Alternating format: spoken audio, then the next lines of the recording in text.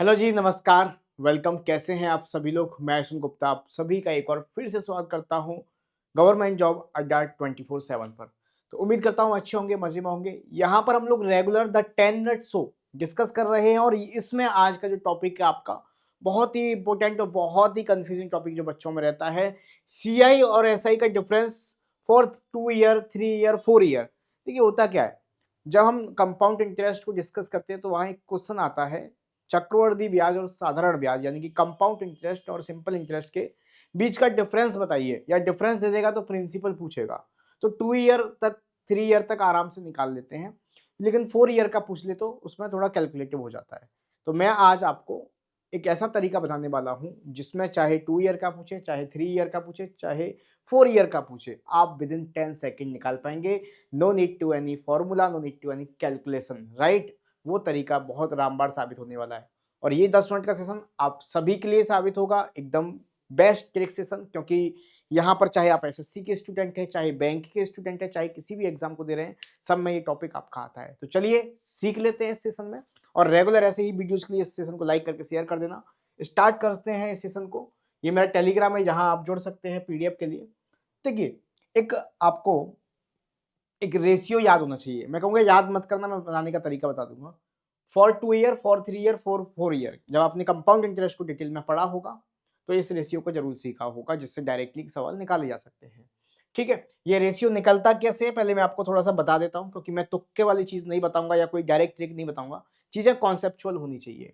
जब आप कोई प्रिंसिपल लेते हैं, रेट को ब्रेक करके जब यहाँ प्रिंसिपल आप लेते हैं, तो अगर 2 ईयर का, क्योंकि पहली साल का सिंपल और कंपाउंड बराबर होता है, 2 ईयर का जब निकालते हैं तो इस रेट को ब्रेक कर रहे हैं, यहाँ पर ब्याज आता है आपका, यहाँ पर भी इंटरेस्ट आता है, और कंपाउंड में यहाँ पर इस ब्याज पे भी ब्याज लगता है। मैंने कहा ये 20 रुपए हो गया। तो ये जो पहला वाला है, पहली लाइन हमेशा सिंपल इंटरेस्ट को रिप्रेजेंट करती है। तो ये कितनी बार लिखा है? 2A। तो 2 बार लिखा है सिंपल इंटरेस्ट और 1 बार आपका ये ब्याज पे ब्याज लगा है। तो अगर मैं वेरिएबल्स को हटा दूं तो ये क्या है? आपने कहा 2 और 1, इसलिए ये रेशियो होता है 2 और 1।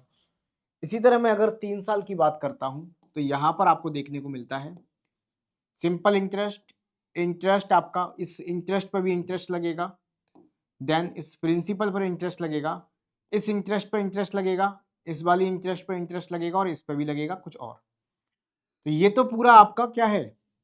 सिंपल इंटरेस्ट होता है, 3 बार है, 3 बार ये है आपका और 1 बार ये है। तो ये रेशियो यहां से आता है। इसी तरह हम रेशियो निकालते हैं, ठीक है। लेकिन हमें ये सब नहीं सीखना, हमें तो रेशियो आता है।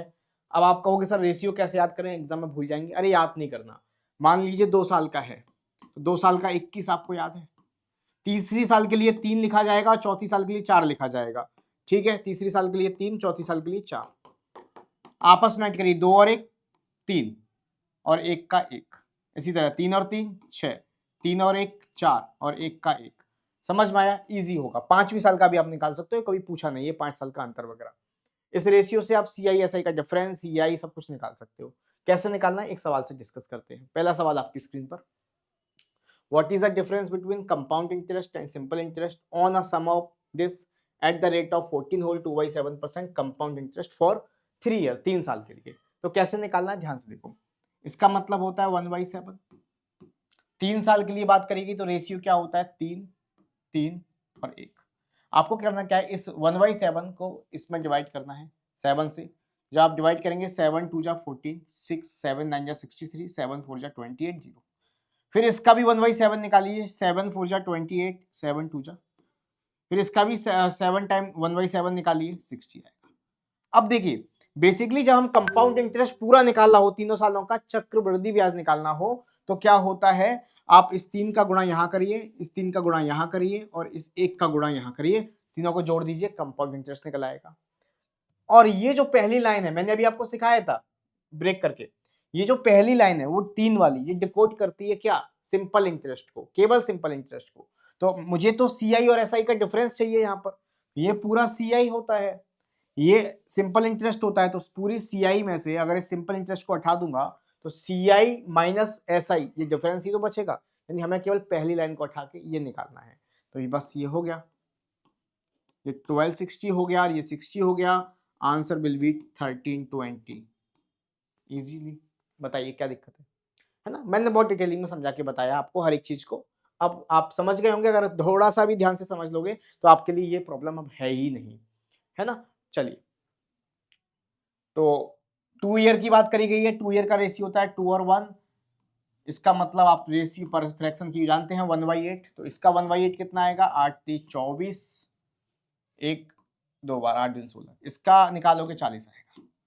पहली साल हमेशा सिंपल इंटरेस्ट को रिप्रेजेंट करती है, 8 2 40 से कम 40, तो यही अंतर आएगा। आप आंसर चेक कर सकते, खत्म। सभी सवालों में काम करेगा, 2 साल 3 साल 4 साल का भी होगा तो भी काम करेगा। इससे ज्यादा कभी पूछता नहीं है, पूछेगा भी तो रेशियो मैंने बताया कैसे बना दोगे, लेकिन कभी पूछा नहीं है, डोंट वरी। तो वही चीज है, 20% का मतलब क्या होता है, 1/5 होता है। 4 साल का 4 6 4 1, ठीक है, 4 6 4 1। तो इसका 1/5 निकालोगे कितना आएगा, 6300 आएगा।